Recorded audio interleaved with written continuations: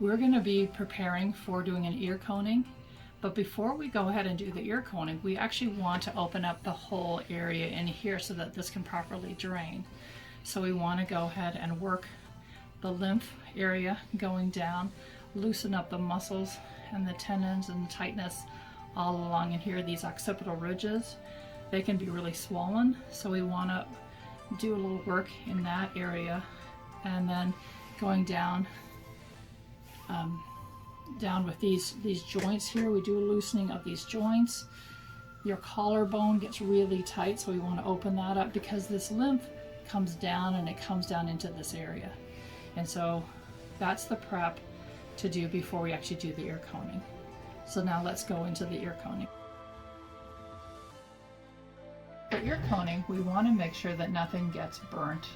And some of the wax coming off the cone tends to drip. So we want to make sure there's some paper towel in this area. And then when we insert the ear cone, we want to create a nice suction. And so we have to get that in the ear canal far enough so that no smoke is coming out. And so what we're doing is we're lighting the end of the ear coning, and it's creating a vacuum in this area.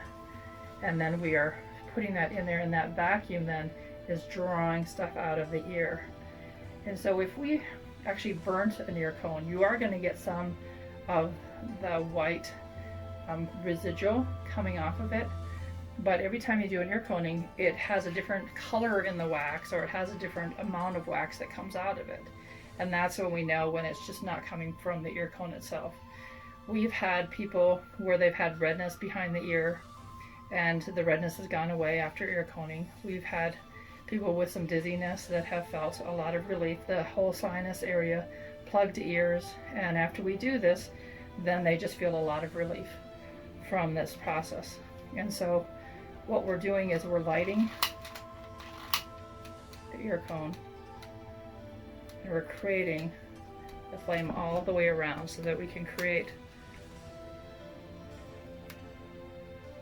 We want to have it all lit up before we start it on the ear, so that it's creating that vacuum that we want.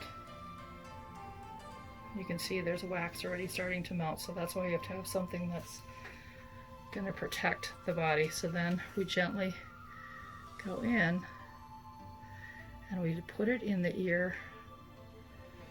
And what we're looking for is if any smoke is coming out. So if there's no smoke coming out, then it's got a good suction.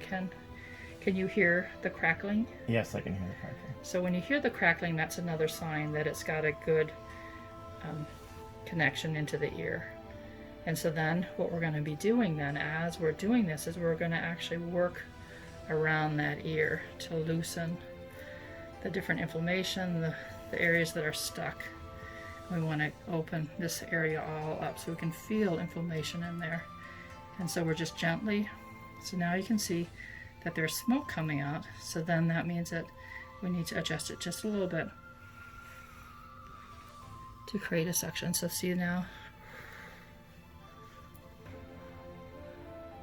so now you can see there's no smoke coming out again. So now we know that there's that's a good contact in the eardrum. So again, we're just gonna work this area, working the ear reflexology connects to all the parts of the body, so we can actually do work on the ear too, and you get a whole body massage doing the ear coning.